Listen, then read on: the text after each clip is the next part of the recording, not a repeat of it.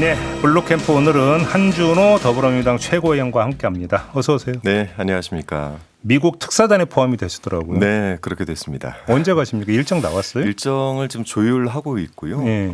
지금 이제 통상교섭본부장부터 시작해서 지금 미국에 다 가 있는 상황이라 뭐 그런 상황들이 어느 정도 좀 정리가 되고 나서 가지 않을까 하는 생각을 가지고 있습니다. 통상교섭이 끝나고 나서 그런 갈 가능성이 높다? 미국 측에서 이제 8월 1일부터 시작은 하되 네.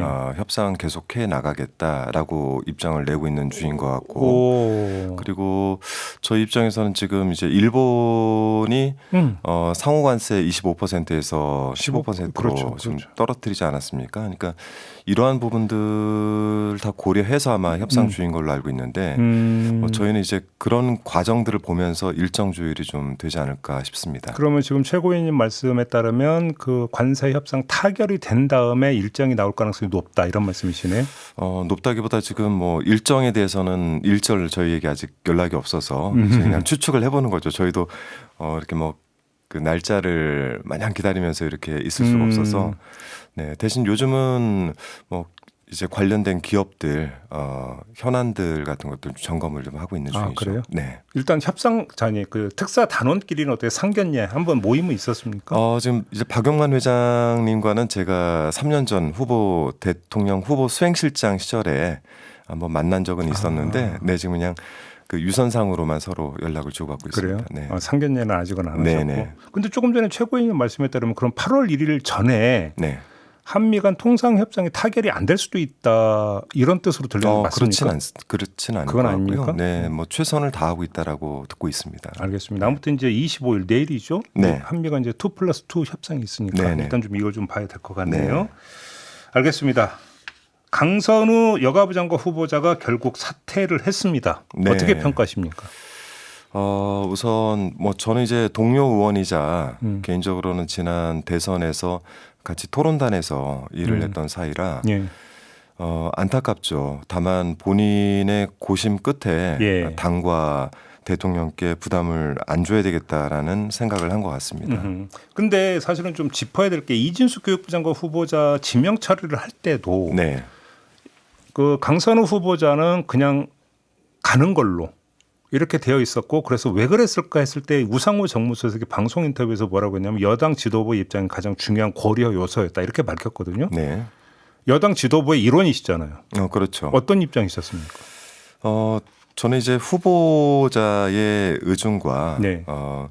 그리고 지금 여가부라는 곳이 사실 3년간 멈춰 있지 않았습니까? 저도 여가위를 했었지만 그리고 이제 대통령께서 이제 확대 개편도 이야기를 해놓은 상태이기 때문에 실제 이 부분에서 일을 잘할 수 있는 사람이 가야 된다는 입장이 명확했고 거기에 강선우 의원이 가장 적합하다는 데에는 이견이 크게 없었던 걸로 알고 있어요. 그래요? 네, 그래서 그런 부분에 대해서 강선우 의원을 좀 지지하는 입장이었었죠. 네, 그래요. 근데 지금 어제 나온 보도를 보면 최고위원 회의에서도 일부 네.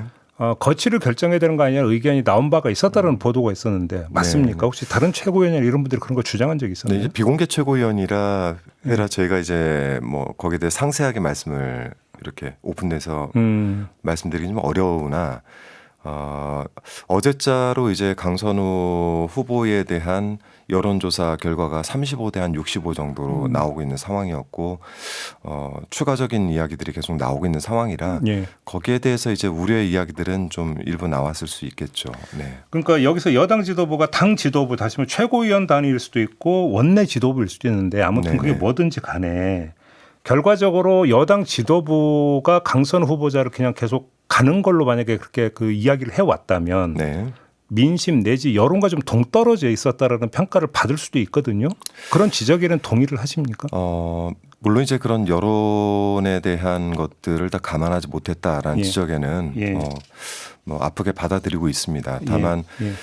이제 대통령께서 이제 다시 국회로 보낸 거 아닙니까? 그러면 이제 국회에서 특히 여당 입장에서 지도부가 할 수 있는 것은 그것을 받아서 저희가 어쨌든 결과를 내는 건데 네. 이렇게 여론이 나빠진 상황에서 뭐 일단 당과 대통령 요 사이 그러니까 정부 사이에서는 저희가 더 이상의 선택지는 없는 거죠. 다만 그 사이에서 후보자 당사자가 네. 결정을 할 수 있는 마지막 선택지가 남아있던 건데 그 부분에서 이제 강선우 의원이 고민을 하다가 저런 선택을 한 것 같습니다. 박찬대 의원 지금 네. 대표 경선 주자 중에 한 분이신데 네네. 이분이 그 강선우 후보자의 사퇴 선언이 나오기 17분 전에 아, 네네. 그 사실상 사퇴를 요구하는 입장을 밝혔거든요. 네, 저도 봤습니다. 그리고 여러 가지 해석이 있습니다. 박찬대 의원이 지금 대통령실의 기류를 읽고 이야기한 거냐 아니냐 뭐 이런 여러 가지 이야기가 있는데 네네. 의원님은 어떻게 평가를 하십니까? 그러게 저도 직접 물어본 적은 없어서 네. 어제 본회의 의결은 대충 끝나고 예. 이제 5분 첫 번째 발언을 하시는 것까지만 제가 듣다가 예. 다음 일정 때문에 움직여서 여쭤보진 못했는데 그렇게 읽힐 가능성이 뭐 있다고는 판단합니다. 그래요? 네, 그렇게 우선 그러한 입장을 전당대회를 하고 있는 후보자가 네. 직접적으로 거론하는 게 상당히 부담스러울 수 있고. 아니 강선우 후보자도 의원이기 때문에 네네. 강선우 후보자를 그 중심으로 한 그 또 표도 있잖아요. 사실. 네네, 그럼요. 그럼에도 불구하고 그 이야기를 했다라는 건 네, 굉장히 부담스러운 건데 그걸 했다는 거. 예. 그렇기 때문에 그러한 식으로 해석이 될 수 있죠. 그렇죠. 네네. 그런데 그러면 강선우 후보자가 사퇴 선언을 하기 전에 네. 최고위원들에게는 네네. 강선우 후보자나 아니면 대통령실에서 사퇴할 거다. 전혀 이야기 못 들었어요. 전혀 사전 통보나 이렇게 이야기 들은 바가 없습니까? 네네. 전혀. 네. 그러면 지금 최고위원님도 사퇴 선언하고 나서 알게 되신 거예요? 네, 저도 기사를 통해서 접했습니다. 아, 그렇게 됐던 거고요. 네. 알겠습니다. 아무튼 강선우 후보자 문제는 이렇게 이제 결국 정리가 됐는데 네. 인사혁신처장이나 다른 사람들에 대한 또 이야기도 계속 나오고 있는데 이 점은 어떻게 생각하세요?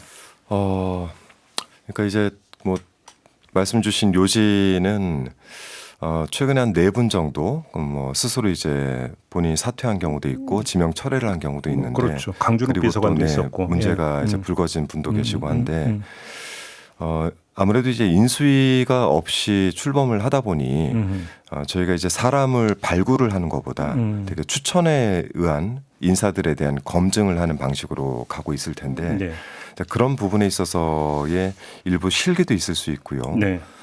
그리고 능력 위주의 추천을 하다 보니 이 능력면에 초점을 두다 보니 나머지 본인의 예전 과거사나 이런 부분에 대한 검증이 조금 미흡한 부분도 없지 않아 있다라고 생각을 하고 있습니다. 그러니까 좀 뭐 그 일이 엄청나게 많다는 것은 그 뭐 동의할 수 있는 측면도 있는 것 같아요. 그렇죠. 이제 인사 검증 하던 측에서 이제 뭐 요번에 조각이니까 네네. 부분 개각이 아니라 조각이니까 인사 검증 양이 엄청나게 많았겠죠. 그럼요. 그런 현실적인 측면은 그 알겠는데. 실무자도 쓰러지고 뭐 그런 상황이기도 하죠. 네. 근데 그럼에도 불구하고 네네. 강준욱 비서관의 경우는 지금 문제가 됐던 주된 통로가 책이었잖아요. 네네. 근데 사실 인사 검증 과정에서 책이나 SNS 기록은 기본 검증사항 아닙니까? 이걸 놓쳤다는 건 좀 사실 설명을 하기는 좀 쉽지 않은 것 같은데. 보통 이제 그 사람에 대한 범죄 이력, 예. 두 번째는 이제 보통 세평, 예. 뭐 이렇게 이제 검증을 하는데 네. 그 세평 과정에서 과거의 이력이라든지 이런 부분들이 한번 걸러지긴 하는데 저도 그 부분은 조금 좀 의아스럽긴 했었습니다. 그러니까 대개는 세평에서 그런 부분들은 다 걸러지거든요. 그리고 이게 보수 측 인사의 추천이었다라고 하더라도 대개는 그 안에 들어가서 세평에서 걸려서 다시 나오는 분들도 사실 있기는 해요. 네네네. 근데 이 경우에는 조금 이제 언론에 더 많이 알려지다 보니까 그 가운데 한 분이 됐는데 또 이러한 검증 과정들이 지금 상태에서 초기라 실기가 좀 없지 않아 있는 거는 맞는 것 같습니다. 네. 그 인사 관련 요것까지만 좀 질문드리고 다른 주제로 넘어갔으면 좋겠는데 네네. 강준욱 국민통합비서관이 이제 자진 사퇴를 했고 네. 그 다음에 대통령실 브리핑을 보면 그래서 국민통합에서 또 보수 쪽 인사를 알아보겠다 이런 취지로 이야기를 해요. 네. 자, 그러니까 국민통합을 위해서는 그 자리인 국민통합비서관은 보수 쪽 인물이 맡아야 된다는 걸 전제로 하고 지금 그 대통령실은 접근을 했고 이번에도 그렇게 접근하고 있는데 꼭 그래야 되는 겁니까? 글쎄요, 꼭 그래야 되는지에 대해서 제가 답변 드릴 입장은 못 되는데 네. 뭐 그렇게 만일 고려를 하셨다라고 한다면 국민통합비서관실에 하는 역할이 거기서 드러나는 거라고 볼 수 있죠. 네네네네. 그간에 이제 그 진보와 보수라고 하는 극한 대립에서 이재명 대통령은 실용주의를 선택을 했기 때문에 네. 상대적으로 이제 극한 보수, 극으로 가 있는 측을 합리적인 측으로 끌어당기기 위해서는 그만한 소통 능력이 있어야 되거든요. 그러니까 아무래도 보수 쪽 뭐 단체라든지 그렇죠. 인물이라는 이들과 이제 그 소통을 하려면 그렇죠. 그들을 잘하는 사람이 맞는 게 맞다. 이런 차원으로 그러한 차원으로 접근하지 않았을까 그렇게 생각합니다. 이해를 하면 된다. 네네. 알겠습니다. 좀 다른 주제로 좀 넘어갔으면 좋겠는데요. 지금 최고위원께서 네. 당 정치검찰 조작기소 대응 TF 단장을 맡고 계시잖아요. 네, 그렇습니다. 검찰에 공소 취소를 요구를 했더라고요. TF에서. 이게 쌍방울권에 한정이 되는 겁니까? 아니면 다른 건까지 포함이 되는 겁니까? 그러니까 그 안에 저희가 조건을 단 거는 조작 기소가 사실이라고 한다면이라는 이제 조건을 달았습니다.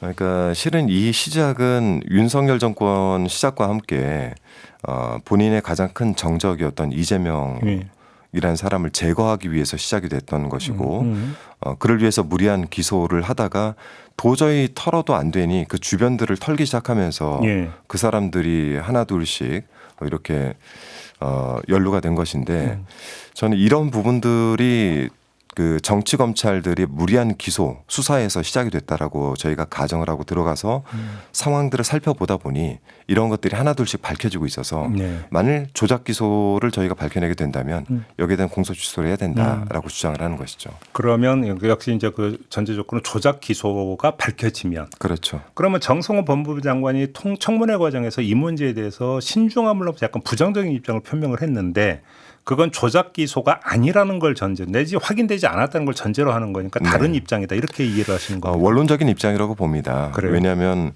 검찰들이 해야 되는 역할들에 있어서 원론적 접근을 한 것이고요. 그리고 이제 그 정성호 법무부 장관 같은 경우에는 사실 이 안들에 대해서는 기사 외에는 별도의 접근을 많이 안 해보셨을 테고 저희는 이제 TF 안에 실제 이 변호를 맡았던 현직 그 국회의원 그리고 실제 변호를 맡고 계신 변호사들 위주로 TF를 구성을 해서 이 사안들을 좀 깊이 알고 계시는 분들로 각 사건들을 담당을 하고 있습니다.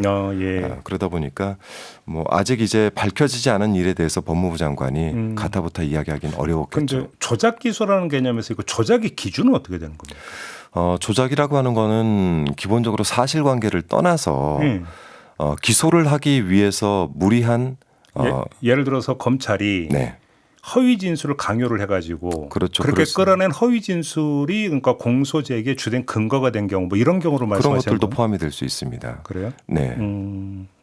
그럼 이건 이제 팩트의 문제가 되는 거니까 네네. 확인이 돼야 되는 그런 성질의 문제죠. 그렇죠. 저희들도 주장만 가지고는 할 수가 없고요. 그렇죠. 많은 조사들을 하고 있습니다. 알겠습니다. 윤석열 전 대통령이 지난 10일 재구속됐고 네. 10일 이후 18일까지 변호인 접견을 16번 했다. 네. 그러니까 낮에는 거의 그 에어컨 빵빵하게 나오는 네. 접견실에 있었다. 네네. 어떻게 평가하십니까? 뭐 접견 피서한 거죠. 비서 네. 접견입니까? 네, 피서 접견이라고 하는데, 그러니까 실제 이제 그 접견을 가보신 분들 아시겠지만은 변호인이 들어가게 되면은 그 안에 변호인과 그 당사자 본인 둘밖에 남아 있지 않습니다. 그러니까 편안한 자리를 유지할 수 있는 것이고 시간도 무제한이잖아요. 그리고 이제 간방 같은 데는 사실 의자도 없고 네. 앉아 있기도 굉장히 불편하고 사실 뭐 신체적 체형으로 봤을 때도 앉아 있기 굉장히 어려울 모습인데 네. 접견실에 이 시간대로 계산을 해보면 하루 평균 뭐 그 거의 두세 번 꼴 정도로 네. 하루에 접견을 한 2번 정도씩. 네, 접견을 했다는 얘기인데 네. 뭐 이거는 사실 그 일반 상식에는 벗어난 일이죠. 왜 이제 이럴 네. 때마다 이제 언론이 붙이는 게 이제 황제 접견 뭐 이런 식으로 네네네. 붙이곤 했는데 이번엔 피서 접견이다 네네. 이런 말씀이신가요? 알겠습니다. 어제 그 보도 보셨어요? 김건희 씨 변호인이 네. 특검 쪽에 조사 방식 좀 협의 좀 하자. 그러면서 네, 뭐 하루에는 한 혐의씩만. 네. 뭐 그다음에 조사와 조사인가 간격은 최대 3, 4일. 본인이 정한다는 것 자체가 너무 우스운 일이고 특검 피하겠다는 거죠. 예. 네. 조사 안 받겠다는 뜻으로 그렇죠. 해석하세요? 네. 알겠습니다.